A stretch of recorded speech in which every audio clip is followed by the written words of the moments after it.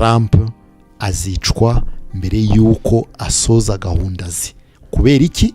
Kubera ko na Ukraine mu bindi yavuze bikomeye nuko kuri intambara ya Israel mu kuvuga ngo nazo azazihosha, aho aribeshya. Ntihazagire n'umuntu n'umwe akeka ko Trump azahagarika intambara iri mu buhanuzi bw'Imana. Ntibibaho. Iriya ntambara y'Abarabu na Israel ni ikintu gikomeye cyane, banyeganyize cyane. Ikibazo ni kimwe, ese Trump koko azahagarara mu ruhande rw'Imana, atumwe n'Imana? Hari ubuhanuzi, hari abakozi b'Imana Imana yahishuriye bien babivugaho ko Trump azatorwa, barabipresiza neza. Na hano mu Rwanda sibyo, barapresiza neza cyane bati Trump azatsinda amatora, sibyo? Noneho uyu munsi yatsinze, ni ukuvuga ko ubuhanuzi burasohoye. Mu gutsinda kwe no kuraswa kwa Trump, ikintu gitangaje cyane, uko kuraswa kw'ejo bundi biri muri Simpson, Les Simpson. Urabyumva? Ego. Noneho hakabaho na n'ihirima rya Amerika, biri muri Simpson, kwa Amerika. Biri muri Simpson. Ibi byose ni ibintu biba byarapanzwe mu isi y'umwuka nk'uko tubibabwira. Ikaze nanone rero ku ijambo ry'umwimerere, reka tuganire kuri aya matora yo muri Amerika, aho Donald Trump amaze iminsi atsinze. N'umwe muri umuvandimwe Kamanzi ibyo ari kuvuga ngo Trump ashobora kuzicwa. Katubwire uko biteye, dusubire inyuma gato. Hasigaye amezi 5 ngo aya matora abe. Icyo gihe Biden niwe wari umukandida wa Democrat, nababwiraga ko byanze bikunze ari umukino bari barimo, ariko Trump agomba kuzaza akaba perezida kuko ni ibintu bipanze igihe kirekire.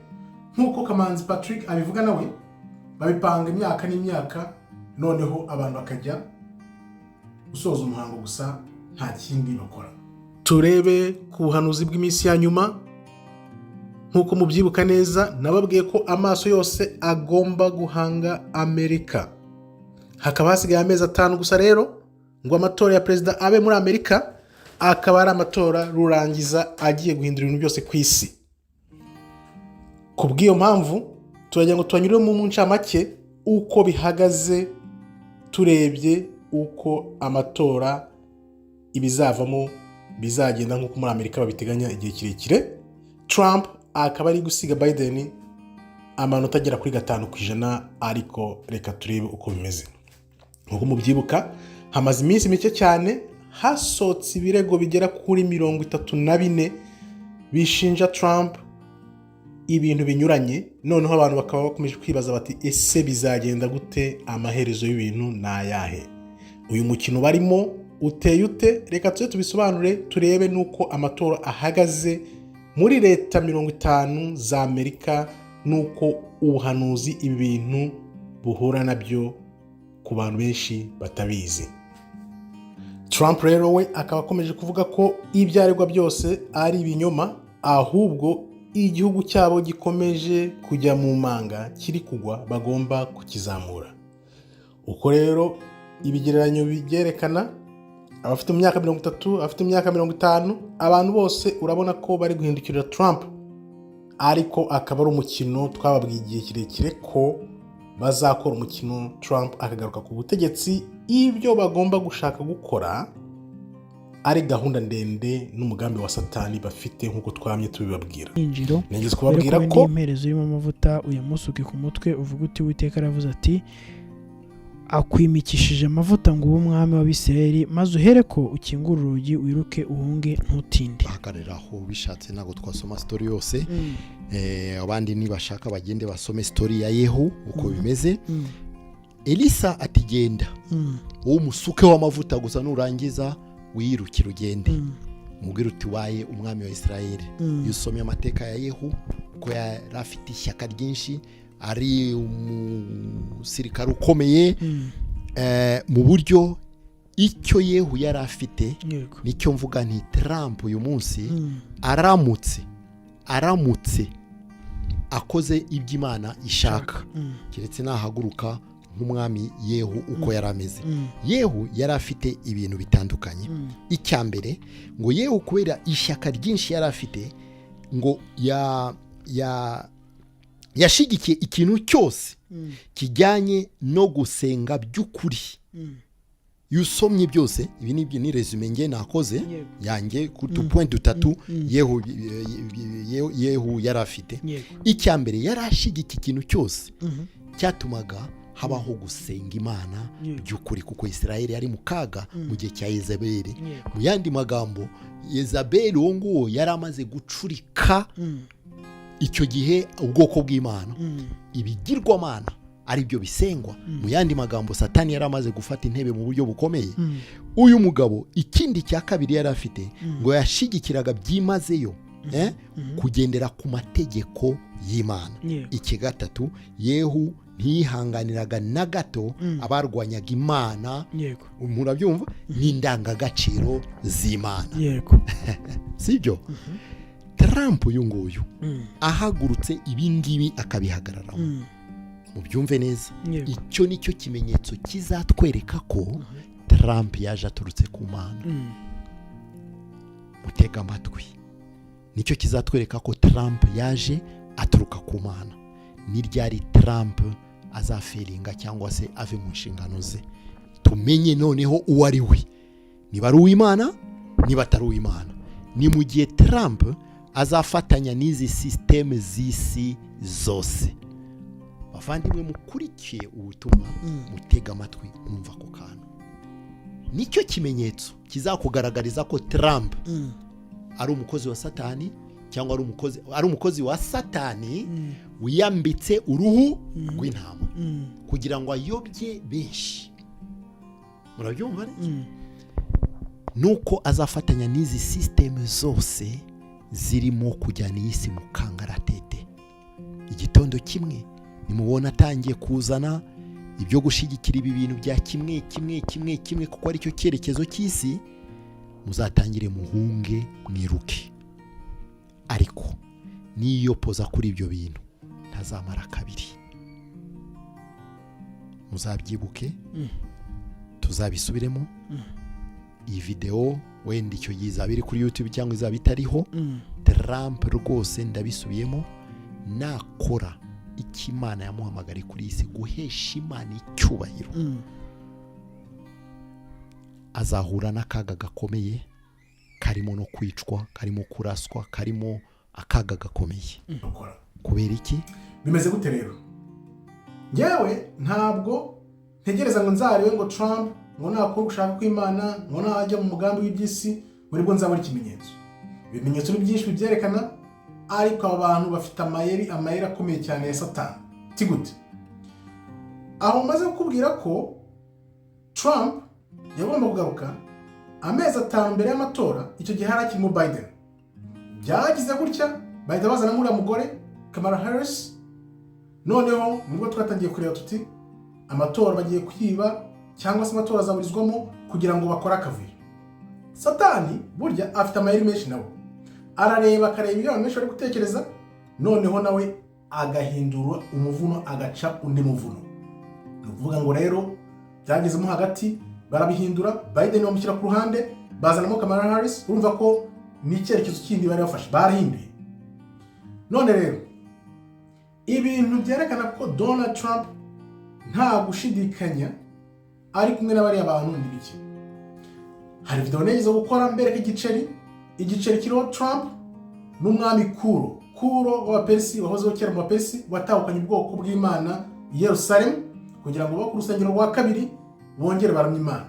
Icyo giceri bafashe Trump bamushyiraho akiri perezida igihe yakoraga ya masezerano ngo i Yerusalemu akagarura umurwa akawita Yerusalemu nanone. Urabyibuka? Hagamijwe iki rero? Hagamijwe ko Trump azakuzwa gakitirwa nk'umwami ko yongeye gusubiza ubwami bw'Imana i Yerusalemu, noneho Israel kongera igatuza ikaba igihugu koko ngo cyamye gikomeye, bakakinganisha kwa kundi kikoretse ku ikarita, kizaba kiva kuri Mediterane kikagira kuri Euphrates. Niwo mugambi bafite. Urumva rero ko Trump yagomba kugaruka vuba kugira ngo asoze uwo mugambi. Ni ukuvuga ngo bari kumwe nawe, ahubwo ibyo bakoze ni ibiki rero sasa? Dore icyo bakoze. Bariya bantu, yaba abademokrate n'abarepublicain, bameze nk'amababa y'inyoni ari ku nyoni imwe. Reka bisubiremo, abademokrate yaba Trump na Kamala Harris bose ni amababa abiri ari ku nyoni imwe, bakora gahunda imwe. Dore ibyo bakoze rero. Batweretse ko abademokrate ari abantu ba satani byeruye ngaho iby'ubutinganyi, ibyo kuvanamo amada, ibyo bintu byose bihabanye no gushaka kw'Imana, bihabanye n'ijambo ry'Imana. Uribuka ko Kamala Harris yavuze ngo abantu bari kuvuga ngo Yesu Kristo ngo ni bamuvana aho ngaho ngo ntabwo ari umwanya we. Ni ukuvuga ngo bari kukwereka ko barwanya Imana bigaragarira buri wese.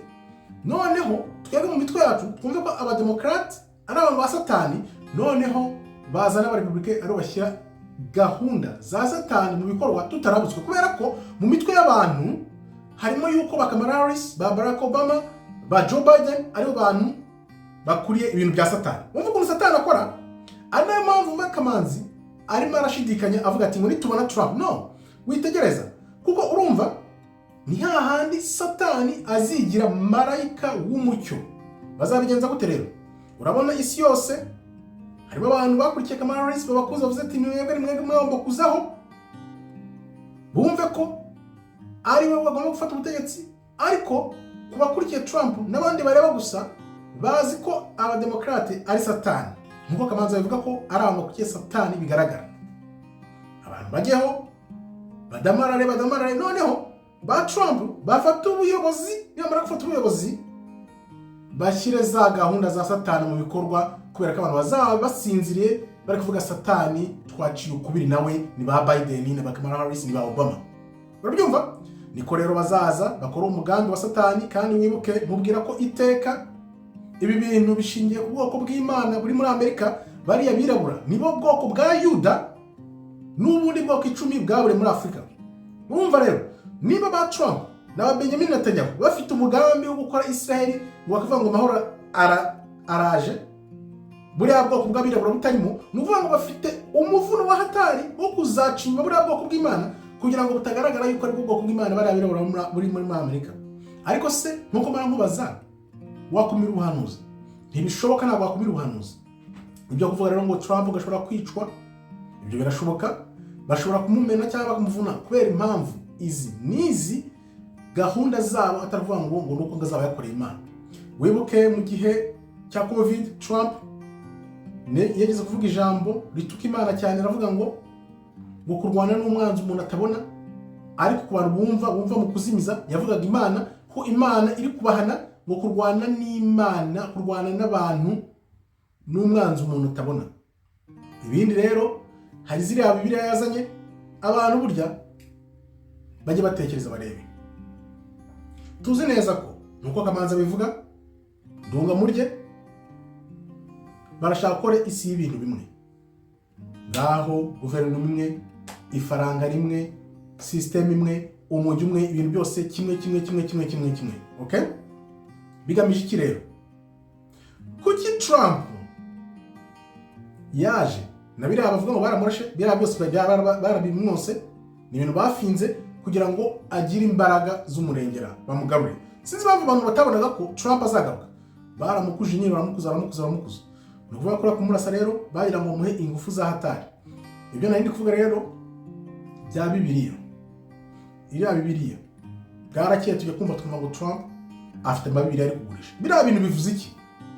Ni ukuguteguza wewe ureba ko hari Bibiliya nshyashya igiye kuza. Ni ukuvuga ngo Bibiliya nyayo izashuka abantu iri gukorwa hirya no hino, noneho na Trump azana Bibiliya ye aze ayigurishe nkaho ari Bibiliya isanzwe. Abantu noneho Bibiliya yandi yo kuyobya abantu niza bazayikurikire, kubera ko bazi ko abantu nyine ba printing Bibiliya nkuko Trump azaba yaziprintinze. Urumva ko Trump ari hariya kugira ngo akoreshwe nk'ikiraro cya satani ku buryo bujimije, ku buryo abantu batazamenya ibyo ari byo.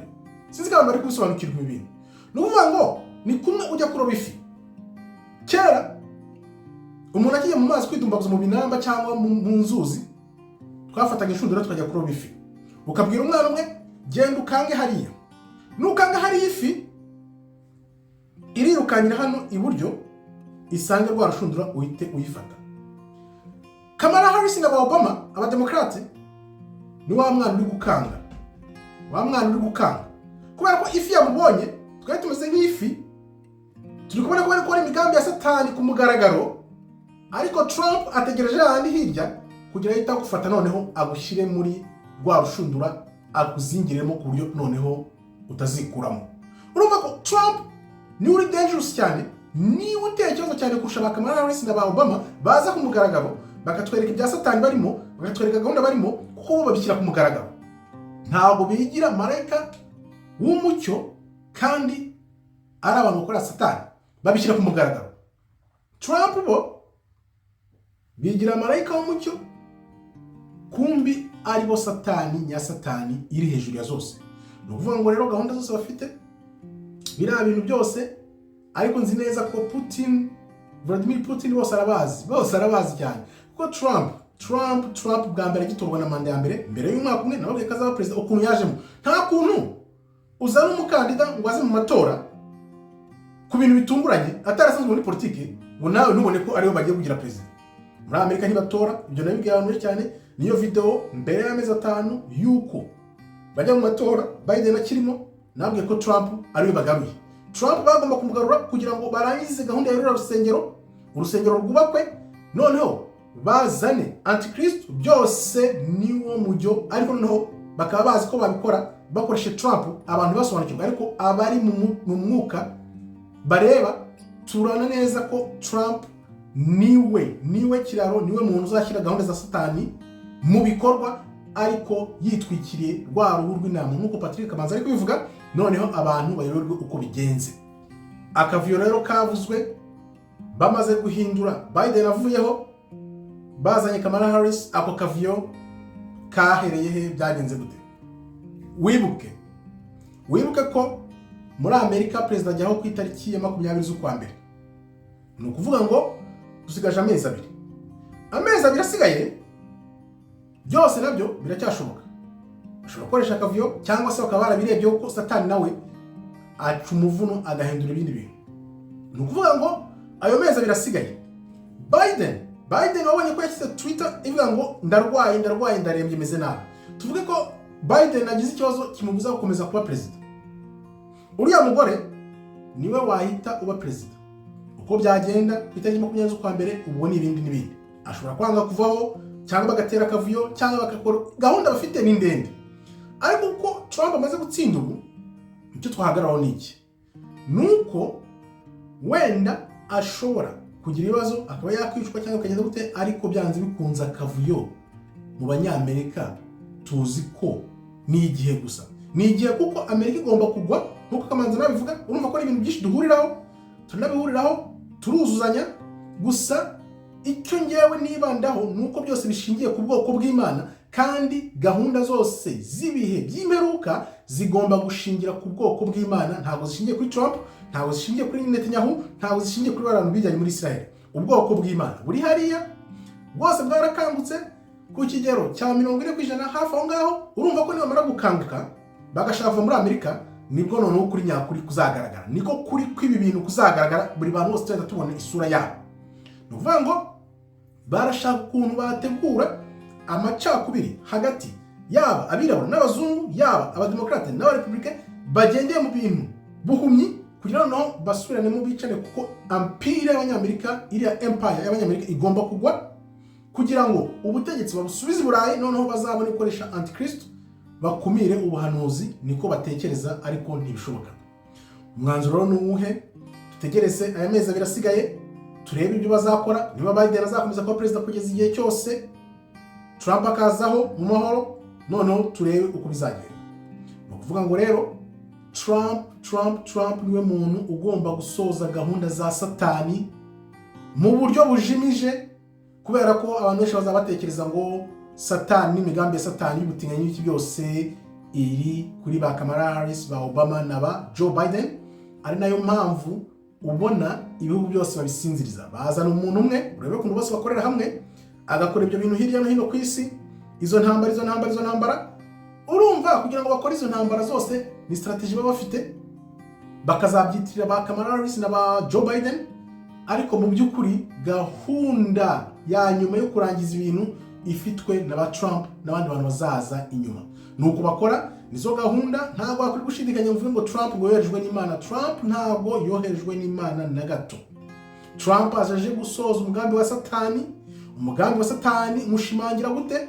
Kubera ko icyo giceri nkwerekaho, icyo giceri bamushyizeho, niba koko akora gahunda z'Imana, yakagombye kuvuga ko buriya bwoko bw'abirabura ari bwoko bwa Yuda, ubwoko bwa nyabwo, aho kugira ngo ashyigikire ba Benjamin Netanyahu bavuga ngo nibo bwoko bw'Imana, kandi tuzi ukuntu bahijyanye mu 1948. Narabikweretse, bari abantu bitwa Ashkenaz bavuye he? Bavuye kuri Yafet, kandi isezerano tuzi ko riva kuri Shem, Abraham, Isaac na Yakobo. Urumva ko Shem na Yafet bahurira kuri Nowa, ariko iyo umanutse hasi ukagera kuri 12 ubwoko bwa Israeli, ubwoko 12 bwa Israeli buva kuri nde?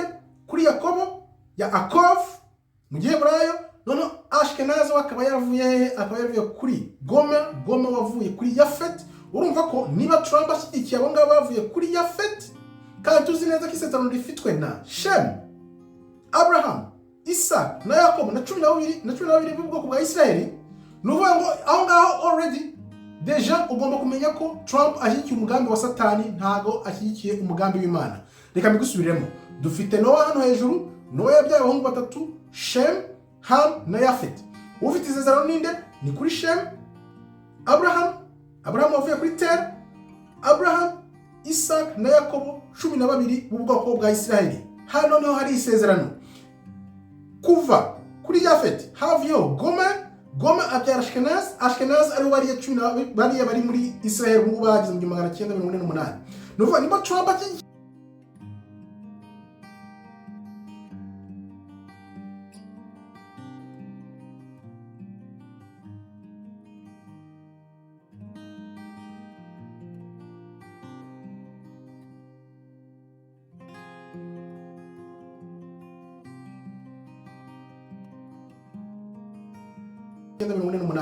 nuvuga niba Trump ashyigikiye bariya bayihize mu 1948, ni ukuvuga ngo already ashyigikiye umugambi wa Satani, kuko ntago ashyigikiye umugambi w'Imana. Kuko umugambi w'Imana ubwoko 12 nibwo bugomba gufata Israeli nini urakuna iberetse, izabiva kuri Mediterane ikagera kuri Euphrates. Urumva ko ni ibintu bisobanutse, utagomba no gutegereza ngo uzare ukuntu bizagenda. Ugomba kumenya ko Nowa abahungu yari afite, isezerano ryagiye kuri Shem, ariho havuye Abraham, Isaac na Yakobo. 12 ba Israeli nibo bafite isezerano. Ibyo twese turabizi, biranditse neza muri Bibiliya. Ibyo rero ntabwo wakwirwa ubishidikanya uvuga ngo dutegereje kureba ngo Trump ngo uruhande azahagararaho. Uruhande azahagararaho already turaruzi. Ukurikije icyo giceri yakoreye Israel, akajya ku ruhande rwa Ashkenaz, kandi tuzi ko uruhande rufite ubuhanuzi n'isezerano ari Yakobo na 12. Nuvuga ngo ntabwo havana isezerano kuri 12 ba Israeli ngo urebe Ashkenazi muvuge ngo ntabwo uri gukora Satani. Ngaho nguko rero nibyo nashaka gusobanura. Ahasigaye tutegereza amezi abiri turebe uko ibintu bigenda bizamuka. Ariko wa mugani wa Patrick Manzi nawe nkuko abyemeza, iyi myaka 5 dufite imbere ni imyaka y'injyana muntu, ariko nta bwoba, twihangane tujye mu kuri no mu mwuka, kuko Imana yacu, Imana ya Abraham, Isaac na Yakobo, izaturinda kugeza ibintu bisoje. Ibintu byose bikaba bishingiye ku kwigaragaza no kwerekana ubwoko nyabwo bw'Imana, aribo Yuda, bariya birabura muri Amerika, n'ubwoko 10 bwaburiye muri Afurika. Yaho niho ruzingiye kugira ngo ubwoko bw'Imana bugaragare, noneho umugambi w'Imana usoze. Nubwo tuzi neza ko Satani nawe hagati aho afite imigambi myinshi ashaka kuzakira mu bikorwa, ariko nkuko mara mbivuga, niyo wagiye ute, niyo wateka ibere gashya, ntushobora gukumira ubuhanuzi. Bibaho. Ntushobora.